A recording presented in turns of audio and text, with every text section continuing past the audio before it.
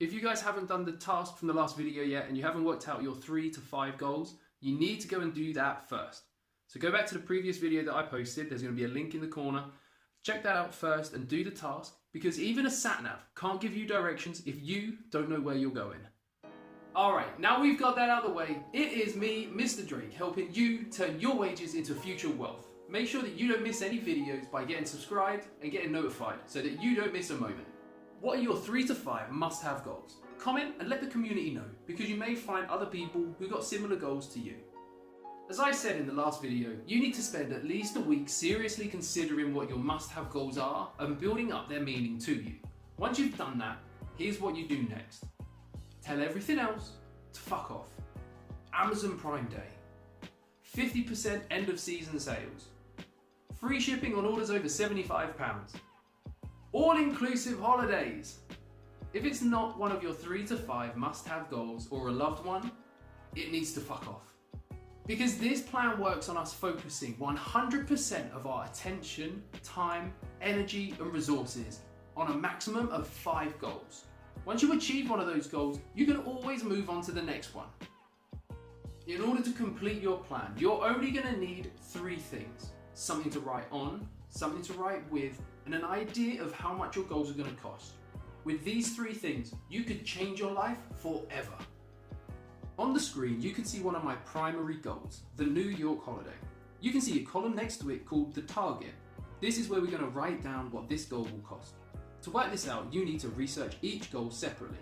I've already worked out New York. With visa, flights, accommodation, the jets tickets and spending money, I estimate I'll need £1,200. So far I've saved £800 and spent £500. The rest I can save up to the point when I need to convert my pounds into dollars.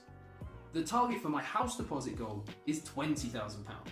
This is my share, as I will be buying with my partner, and it's based on buying a property worth about £150,000 with a 20% deposit on a 15-year mortgage, allowing for about £8,000 in associated costs.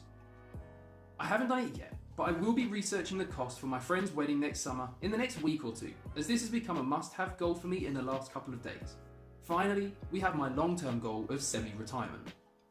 This goal needs to be worked out slightly differently, because I need to first decide what amount of passive income I would need to be able to semi-retire. I'm going to start by basing my future income on my current income. The reason for this is at the moment, any money that I have extra, I invest into my future. But in the future, I know that I'm going to want to invest into life experiences and my family. So I'm going to be having roughly the same amount of expenses now as I will be in the future. This means that I would need an income equal to about £25,000 a year. Now, £25,000 in 15 years will not be as much as £25,000 is now, but that's why I say an income equal to £25,000 in the future. I recognise semi-retirement as working 20 hours a week or less. At the moment, I'm working 40 hours a week, which means that I'm going to be cutting my working hours in half. In order to replace that 50% of my income that I've lost, I will need passive income. So I will need passive income equal to 50% of my current income, which is £12,500. In order to work out how much I will need in profit generating assets, there is a rule of thumb called the 4% rule. If you follow the 4% rule, theoretically you can live off of your money forever. The 4% rule means that you can live off your money forever because you only withdraw 4% of your total value. So let's say you had £100,000 in stocks and you withdraw 4%. That would be £4,000. And let's say that year your £100,000 made a 7% return. So it's worth £107,000. You've actually increased your total value and you've had that £4,000 in passive income. This is where the 4% rule can work in your favour. It doesn't guarantee being able to live on your money forever, because you could face a 5 to 10 year recession where your money goes down in value over time. However, in most scenarios through Monte Carlo simulation machine, people can live off their money forever using the 4% rule. The 4% rule works best in stocks and shares and investing, but even though I don't want all of my passive income to come from the stock market, I'm going to use the 4% rule as a guide for what I'm going to need to have in total asset value in order to achieve semi-retirement on the 4% rule. The simplest way to work this out is to divide the total by 4 to bring it to 1%, then multiply it by 100. In order to achieve my semi-retirement goal, I would need assets to the value of approximately £312,500. At this stage, I am way behind the 8 ball on this goal. But once I move house, I'll be making more cash available towards this goal. Once we've crunched the numbers, we then need to find out what our average monthly contribution needs to be for us to achieve those goals.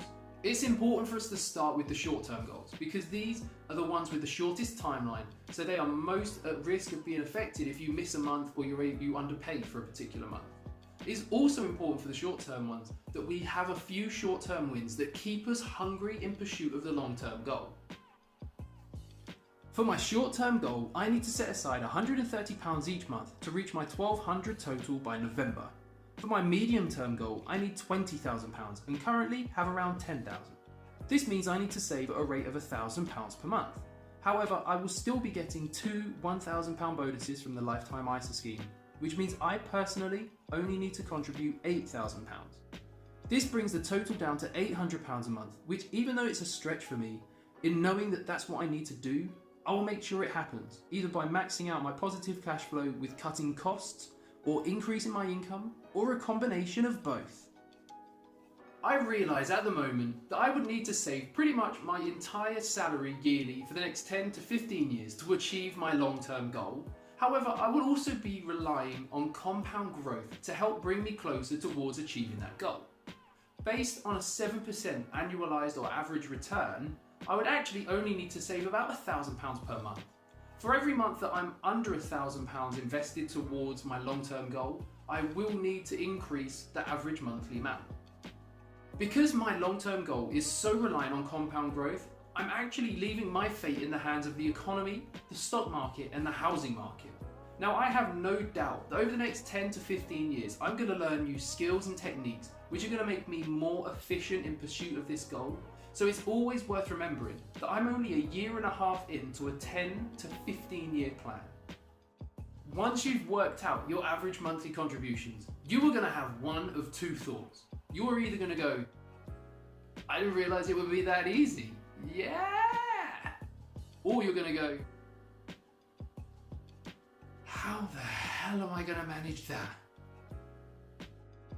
The reason why I suggested you apply your focus to the most important 3 to 5 goals is because the more that you try to achieve, the less you will actually achieve. Multitasking is seen as a skill and a talent. It is actually just a waste of time. If you don't believe me, try calming a crying child while driving.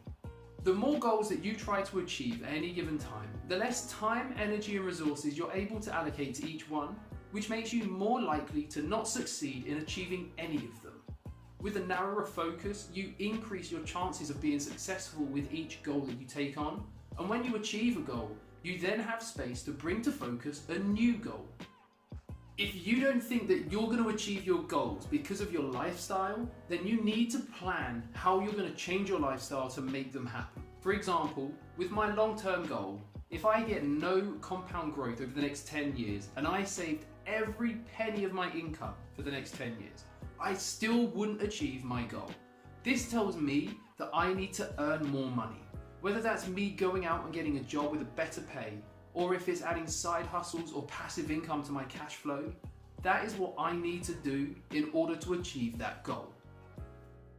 To recap the last 2 videos, the first thing you need to do is work out what your 3 to 5 most important goals are and make sure that they are among your highest priorities. From there, you need to work out what each goal is going to cost to make sure that you can achieve it. Once you know how much each goal is going to cost, you then need to work backwards to see how much you need to contribute weekly or monthly to make sure you achieve that goal on time. This 3-step process is simple, but it's not easy. And for many people, this isn't the right time for them to start. That is okay, we all run our own race, and this plan may not work perfectly for everyone. Just remember this. The earlier that you start focusing and working towards achieving your goals, the easier it's gonna be. Until next time, stay cash flow strong, turn your wages into wealth. I will see you in the next video. I'll see you soon, guys.